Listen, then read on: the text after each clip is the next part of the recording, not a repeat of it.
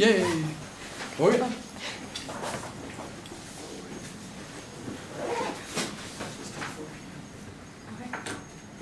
Alrighty, so hello everyone. For those who don't know me, my name is Manal, and today I'm going to present on artificial intelligence and its use against imminent global health challenges.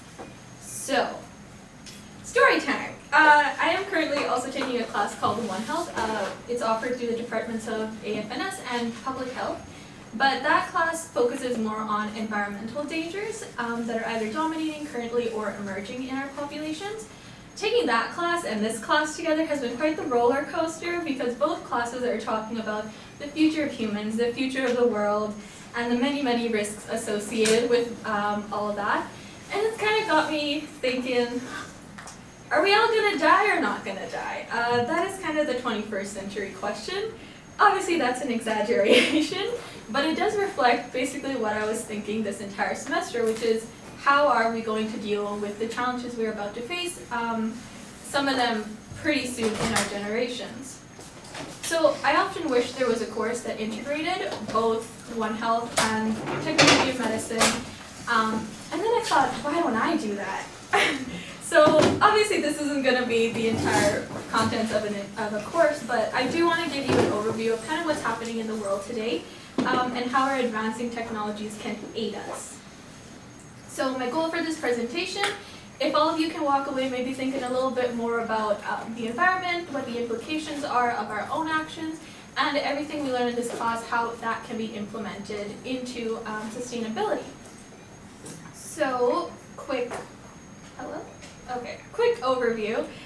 We're just going to run over a few of the AI concepts that are more commonly noted in literature. Going to go over some current global health challenges. Then we're going to dive right into the three topics I wanted to discuss today.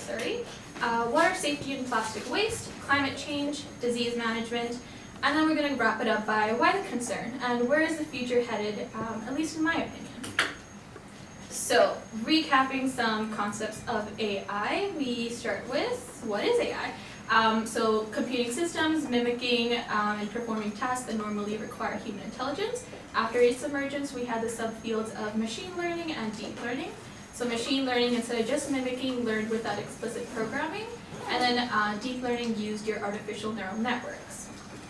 So, artificial neural networks, interconnected simple nodes, resembling the behaviors of a human biological brain, and they consist of your input, output, and one or many hidden layers in between. Now, artificial neural networks are adaptive, and they can solve both linear and non-linear problems. Decision trees and predictive models. So decision trees involve data structures about information, and it gives you different attributes of the data, and in the end gives you a class label for each outcome.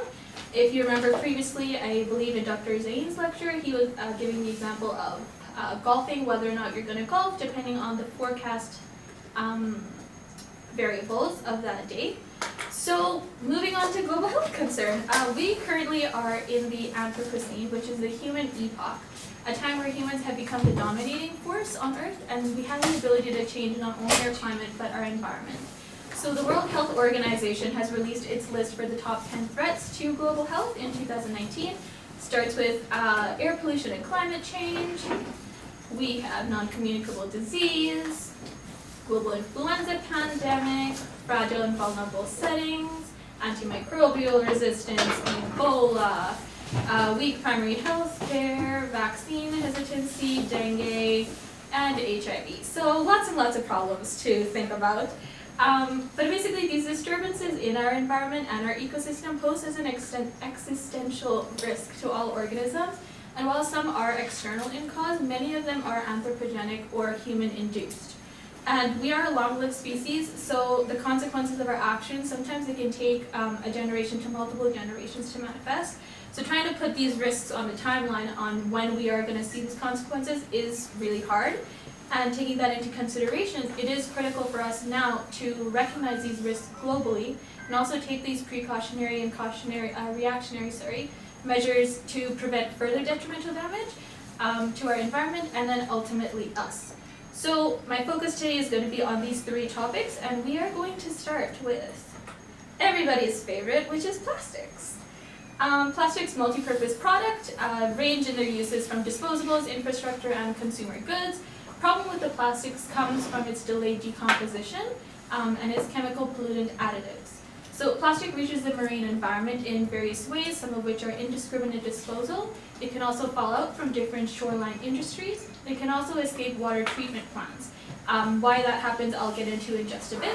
But once they are in the water, they can contaminate both your benthic and your pelagic zones in the water ecosystems.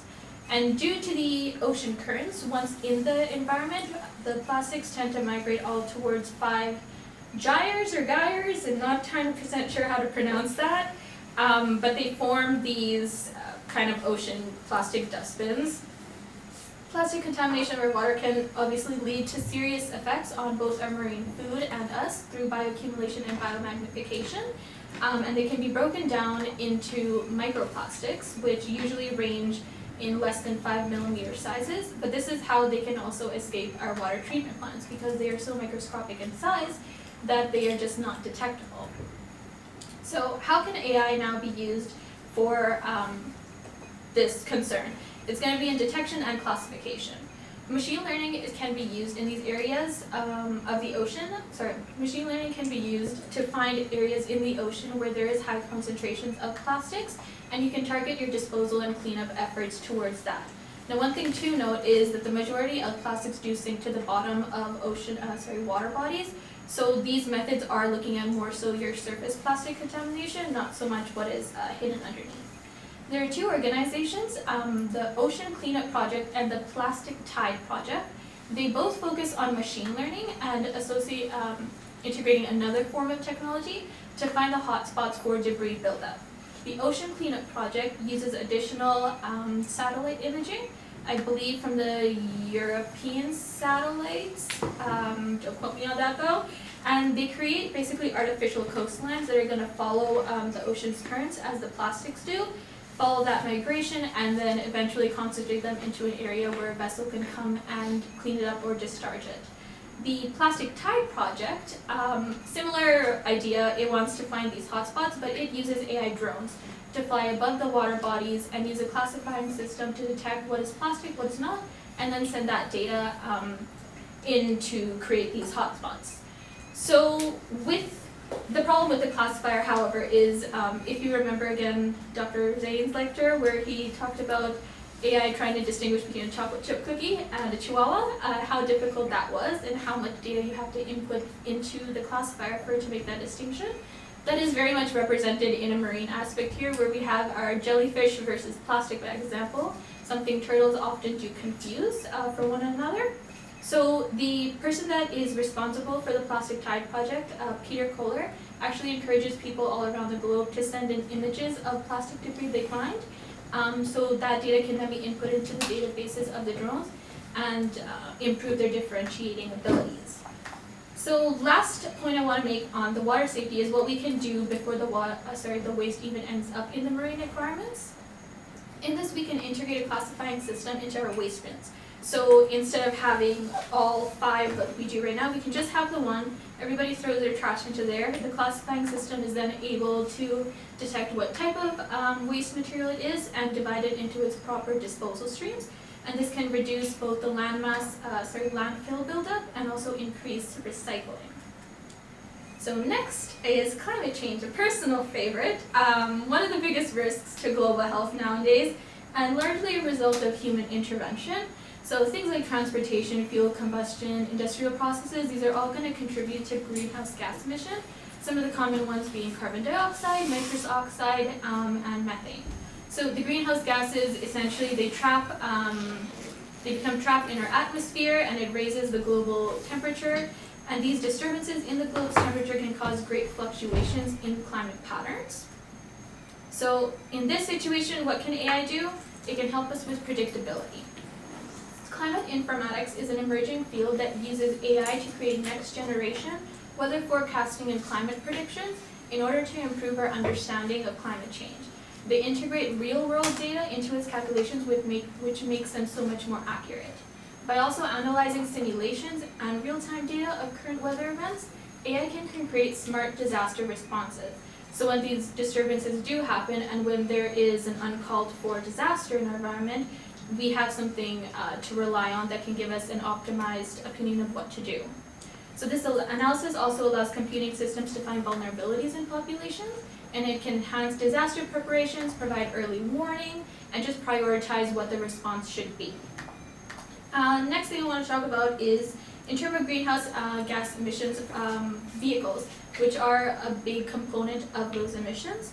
So autonomous and connected electric vehicles programmed by algorithms offer traffic optimization, and they also offer platooning of cars. So instead of one reacting to the one in front of it, they all work as a coherent system. This can reduce the space on the road, improve the time of arrivals, less fuel, so smaller engine, so it uses less fuel. It can generally be better to improve efficiency and reduce those emissions. Last thing on climate change is next generation companies, because the industry does play a really big part in all of this. And even though some of our efforts, we want to do something, our economy can refrain us from doing those. So what next generation companies are doing is integrating AI and artificial neural networks into reducing their environmental and social impact while improving their efficiency and still being able to develop new products.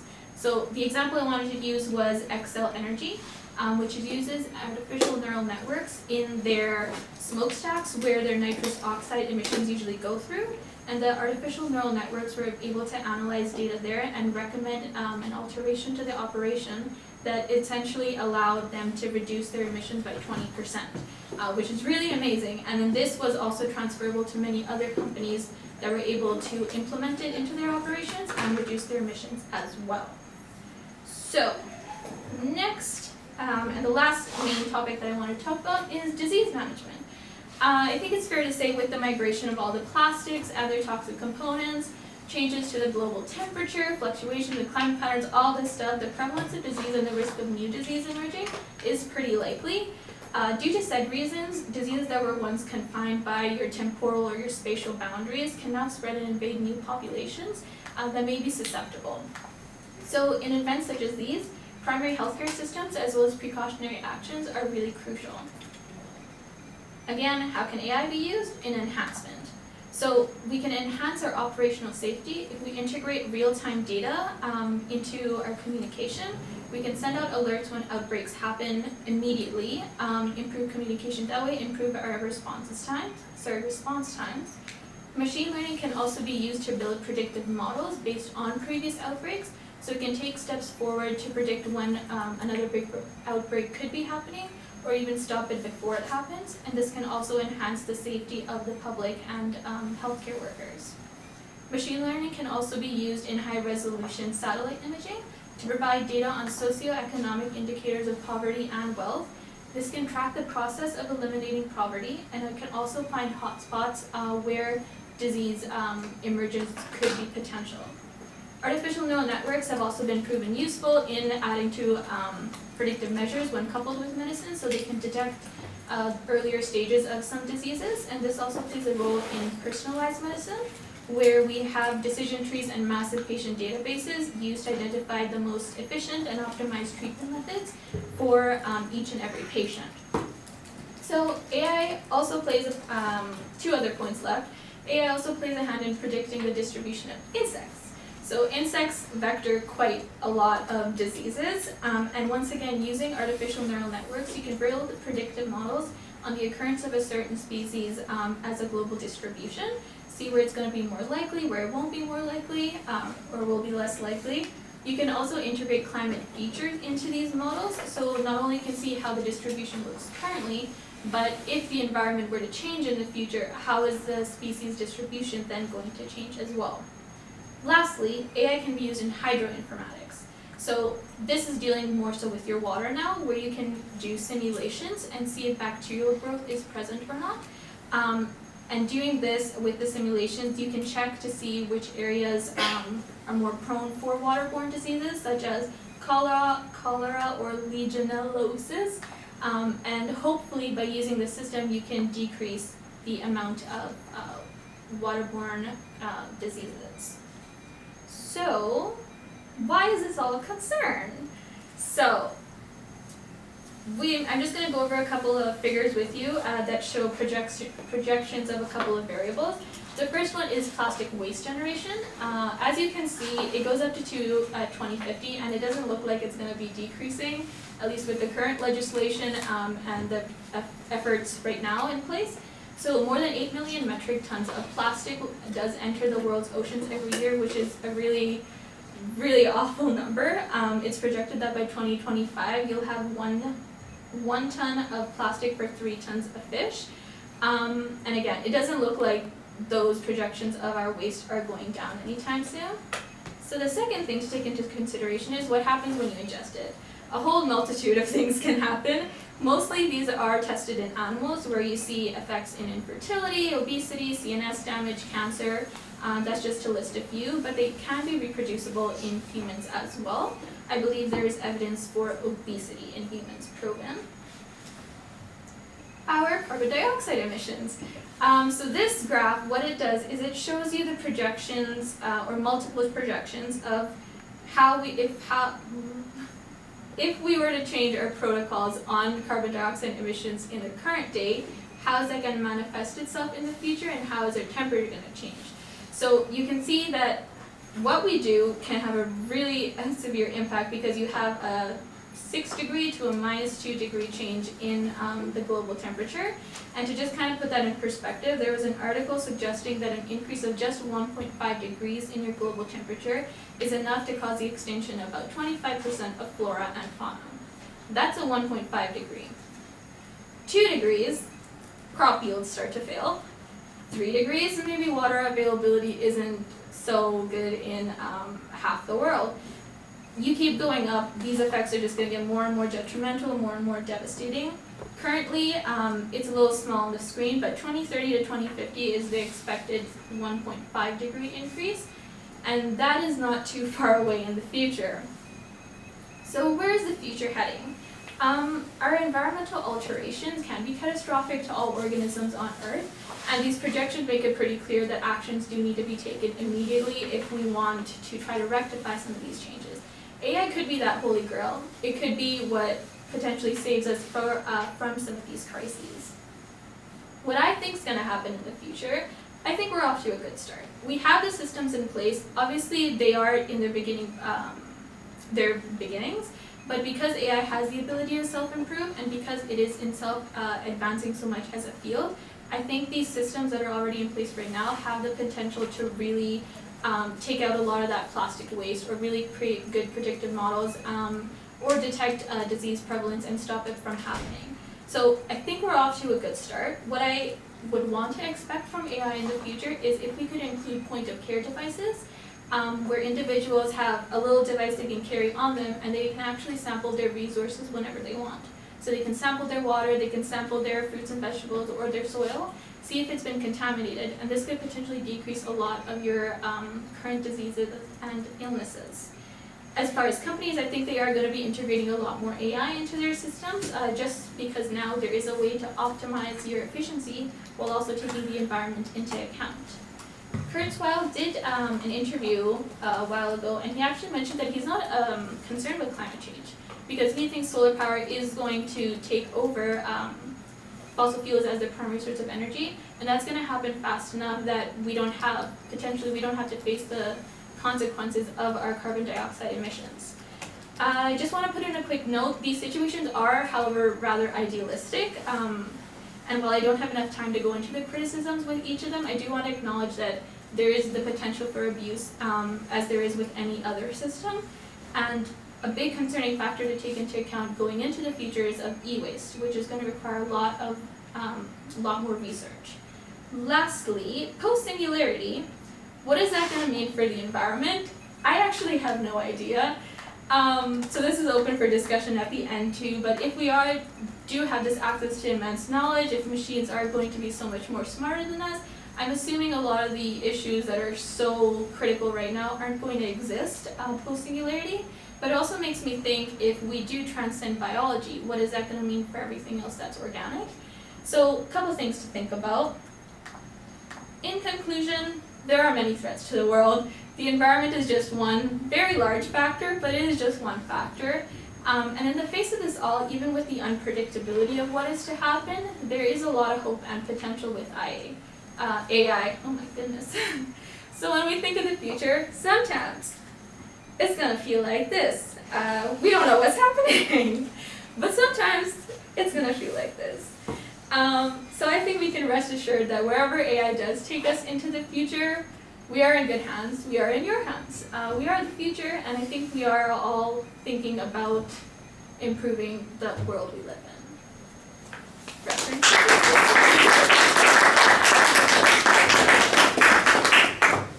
So, any questions? What is e-waste? E-waste is electronic waste. So we're looking at disposal of like your phones, your computers, anything electronic. Yes. Yeah, so this is about the topic of microplastics, and I may have missed a little bit when you were explaining it, but is AI able to better detect that than existing technology systems? It's an interesting question because it's so small that it can really impact every level of the biological system. Well, the thing is, the whole concept of microplastics is relatively new right now. Currently, we don't have great analytical methods in place to detect them, just because we also don't really know what we're looking for. We have the plastic component down, but toxins could be so many different ones, so we don't really know what we're looking for. You can use like simple NMR, or NMR is the only one coming to my head right now to see if there is a preference.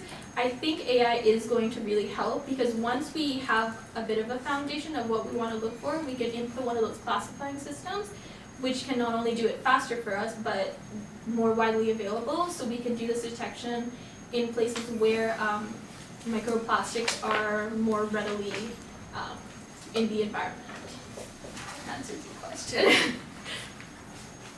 Yes. Can you talk about ways, like now that the AI have identified regions where there are microplastics, are there ways to like remove it? So with the removal processes, it's more so just trying to get rid of whatever debris is out there.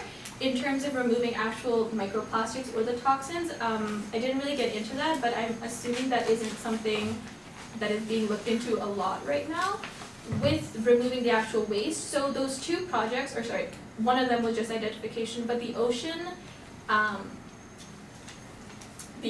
tidying up project, I can't remember, sorry.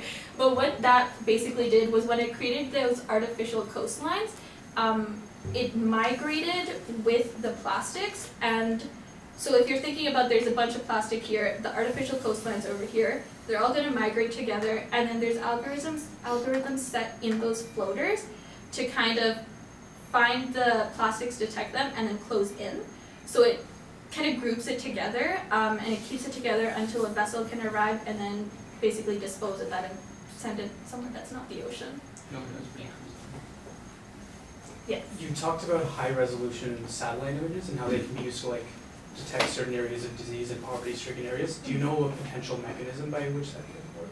Not with the satellite images. I know they were looking at, one of the things they were looking at was how much light was produced in the areas at night, because they made the assumption that the places that were more lit up were probably wealthier.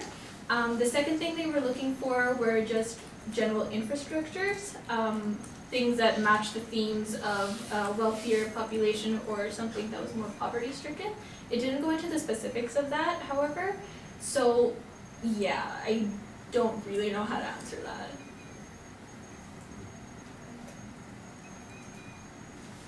So, any other? I have one more question. Yes. So was the main idea just like removing away from plastic waste to electronic waste? Like my main idea? Or not the main idea, was Or- like a core like So concept with the singularity?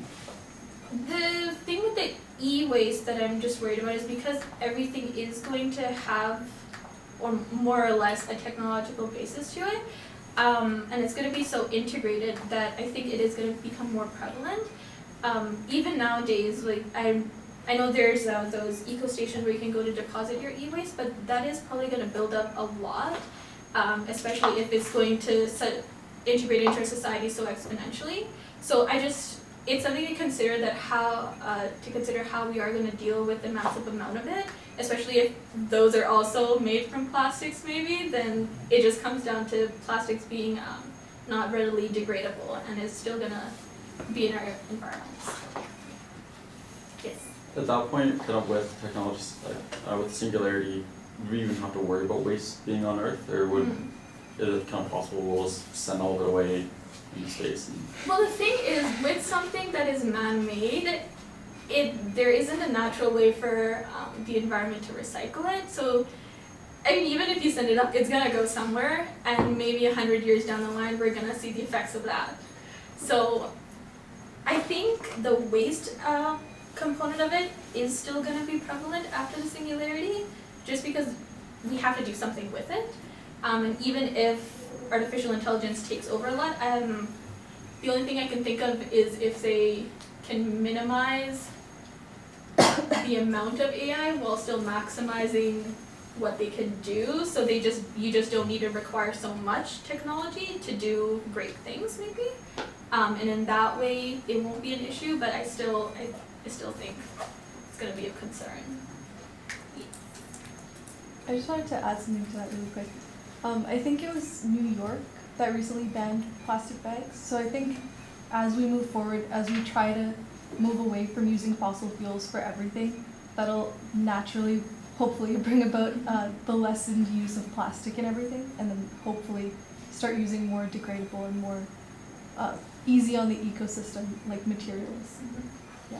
Well, the thing with that too is because funny thing, we actually did a project on microplastics in the morning. So there is a lot of legislation in place with banning microbeads or banning certain types of plastics. A lot of the concern though is just because these are things that are going to be in our environment for so long. Like there are some plastic bottles that they found from the deep ocean that have been there for 100 years. So even if we put that legislation in place, I feel like a lot more of our concern needs to be on, okay, what do we do with whatever is here? Because there's so much, and it's like the tip of the iceberg. When most of it sinks to the bottom of the ocean floor, we are not actually experiencing, or we don't even know how much is out there, and that is going to be a very big concern. I've said concern 4 times. Last question, sorry. Is there a way to, are we only able to collect the plastic that's on top, that's floating, or can we get it from the bottom as well? Well, with AI, I think right now we can only do the surface just because that is what's detectable, and then we can use some sort of classifying system too. I think in the future we may be able to kind of clear out more of the pelagic zones, which are more of the free body column. I don't know what we would do about what is buried in the sediment though, because that is going to be so integrated into the soils. I don't know if there's going to be a way to kind of extract that, or if we just have to let it be. I just wanted to add one thing. You guys are probably too young to know the movie called The Graduate. It was a pretty important sort of cultural thing featuring the music of Simon and Garfunkel. There's one really famous line. It's about a young kid that's just graduated college. He gets pulled aside at the party from a guy giving him advice and says, you know, my boy, I've got one word for you: plastics. You know, just saying that this is a new technology that everybody should get into. So it's interesting to think 50 years later, you know, this is where that idea has led. Maybe we should go up to somebody and be like, my boy, AI, technology, see where that ends up. Okay, thank you very much.